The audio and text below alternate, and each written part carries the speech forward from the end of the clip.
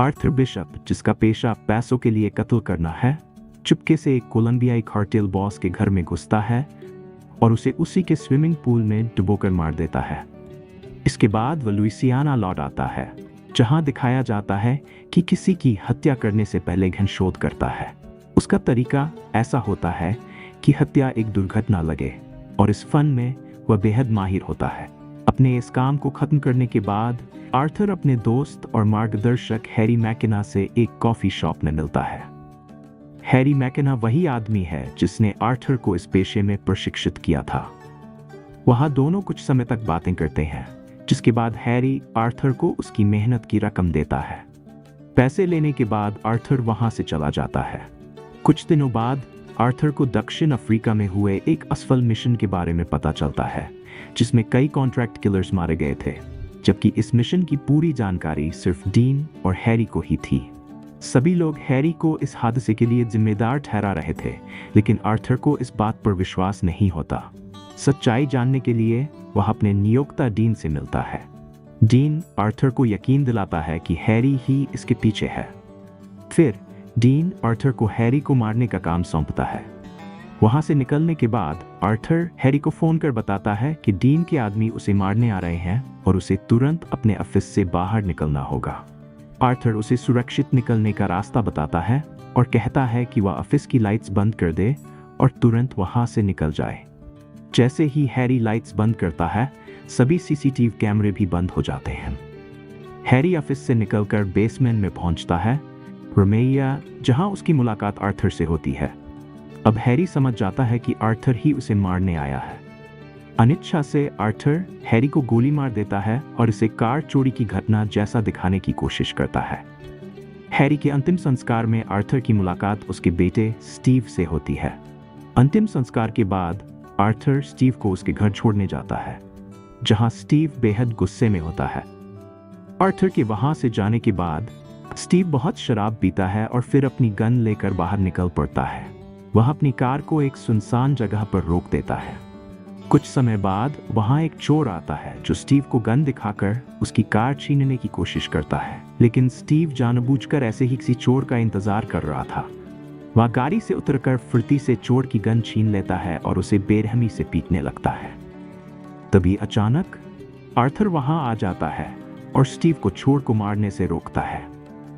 अगले दिन Steve Arthur से उसे एक हिटमैन के रूप में प्रशिक्षण देने के लिए कहता है। आर्थर इसके लिए तैयार हो जाता है और स्टीव को कहता है वह रोज एक ही समय पर एक छुआ हुआ कुत्ते को लेकर एक कॉफी शॉप जाए। इसका मकसद उनके अगले संभावित टारगेट एक हिटमैन बर्क पर नजर रखना होता है।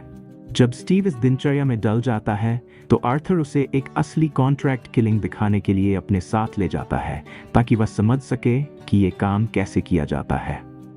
आर्थर अपने टारगेट के घर में एक डील करने के बहाने घुसता है, लेकिन जल्द ही वह उस आदमी को मार देता है और उसे बेल्ट से ऐसे लटका देता है कि देखने में लगे जैसे उसे कोई अटैक आया हो। इसके बाद दोनों वहां से निकल जाते हैं। आर्थर स्टीव को अपने घर ले जाता है। वहां स्टीव ग्रामोफोन पर एक गाना बजाने वाला होता है, लेकिन आर्थर उसे ऐसा करने से मना कर देता है और कहता है इस गाने को कभी प्ले मत करना। आर्थर स्टीव को उसका पहला मिशन देता है, जिसमें उसे उसी आदमी को मारना होता है जिससे वह रोज कैफे में मिलता है। अब स्टीव समझ जाता है कि क्यों उसे कॉफी हाउस में प्लॉट किया गया था और उस आदमी से मेल जोल बढ़ाने को कहा गया था। आर्थर स्टीव को बताता है कि वो आदमी गे है और कहता है तुम उसके करीब जाना और वहां से उसे एक बार में ले जाना, जहां उसे खूब सारी शराब पिलाना और उसकी शराब में ये दवाई मिला देना, जिससे उसकी मौत हो जाएगी और लोगों को लगेगा कि ज्यादा शराब पीने से इसकी मौत हुई है। अब स्टीव कैफे जाता है और बर्क को ड्रिंक के लिए आमंत्रित करता है। वहां से दोनों बार जाते हैं, लेकिन स्टीव आर्थर के निर्देश को अनदेखा करते हुए बर्क की शराब में रोहिपनॉल नहीं मिलाता और उसके साथ उसके अपार्टमेंट चला जाता है। जब बर्क कपड़े उतारने लगता है तो स्टीव आर्थर की नकल करते हुए उसकी बेल्ट से उसका गला घोंटने की कोशिश करता है, जिसका बर्क विरोध करता है। लेकिन लंबे संघर्ष के बाद स्टीव मुश्किल से उसे मारने में सफल हो जाता है। जब डीन को इस बारे में पता चलता है तो वह आर्थर द्वारा स्टीव को इस काम में शामिल करने पर नाराजगी जताता है, क्योंकि ये उनके कॉन्ट्रैक्ट नियमों के खिलाफ था। डीन आर्थर को अगली बार ऐसा कुछ ना करने की सख्त हिदायत देता है। कुछ दिनों बाद डीन आर्थर को उसका अगला लक्ष्य देता है, जिसमें एक धर्मगुरु एंड्रयू वॉन की हत्या करनी होती है। अब आर्थर और स्टीव अपनी तैयारी में जुट जाते हैं। स्टीव सुझाव देता है कि वे वॉन को एड्रेनालाइन का इंजेक्शन देकर मारेंगे ताकि ये दिल का दौरा जैसा लगे। इससे जब पैरामेडिक्स उसे बचाने के लिए एपिनेफ्रीन देंगे तो उसका ब्रेन हैमरेज हो जाएगा और ये एक प्राकृतिक मौत लगेगी।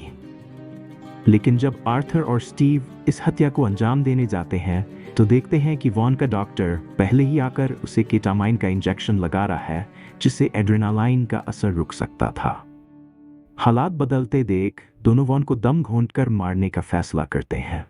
वॉन को मारने के बाद वे दोनों वहां छिप जाते हैं, लेकिन आर्थर की गलती से एक स्क्रू नीचे गिर जाता है, जिससे गार्ड्स उन्हें देख लेते हैं।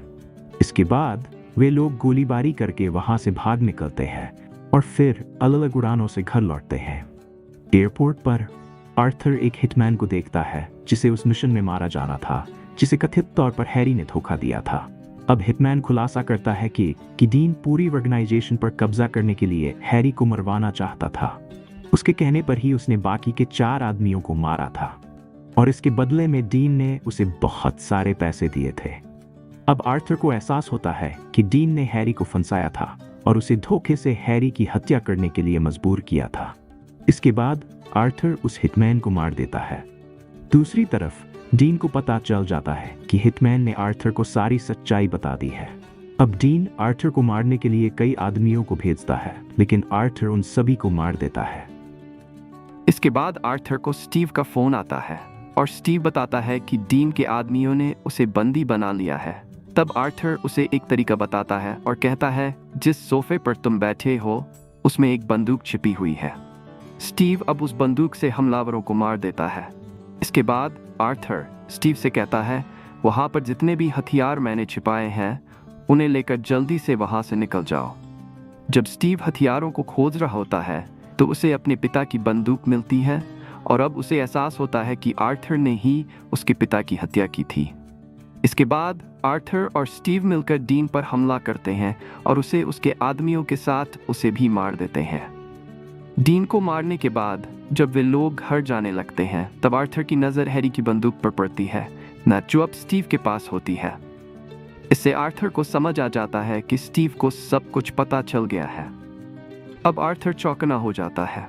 कुछ समय बाद वे लोग पेट्रोल भरवाने के लिए एक पेट्रोल पंप पर रुकते हैं, जहां स्टीव पेट्रोल भरने के लिए गाड़ी से उतरता है और जानबूझकर बहुत सारा पेट्रोल गाड़ी के नीचे गिरा देता है। फिर स्टीव गाड़ी से कुछ दूर हटता है और उसमें विस्फोट कर देता है, जिससे ऐसा लगता है कि आर्थर उसमें मारा गया। इसके बाद स्टीव आर्थर के घर लौटता है और 2 काम करता है जिन्हें आर्थर ने करने से मना किया था। सबसे पहले वह टर्नटेबल पर एक रिकॉर्ड बजाता है और फिर गैरेज में पहुंचकर आर्थर की जगुआर कार लेकर चला जाता है। जैसे ही वह गाड़ी चलाने लगता है उसे यात्री सीट पर एक नोट मिलता है जिस पर लिखा होता है, स्टीव, अगर तुम इसे पढ़ रहे हो तो तुम मरने वाले हो। अब स्टीव समझ जाता है कि कार में बम लगा हुआ है। वह आखिरी बार हंसता है और उसके बाद कार में जोरदार विस्फोट हो जाता है। उसी समय एक और धमाका आर्थर के सेफ हाउस को भी नष्ट कर देता है। दूसरी तरफ गैस स्टेशन की सुरक्षा फुटेज से पता चलता है कि विस्फोट से पहले ही आर्थर गाड़ी से बाहर निकल चुका था। इसके बाद वह एक ट्रक में बैठता है और वहां से चला जाता है।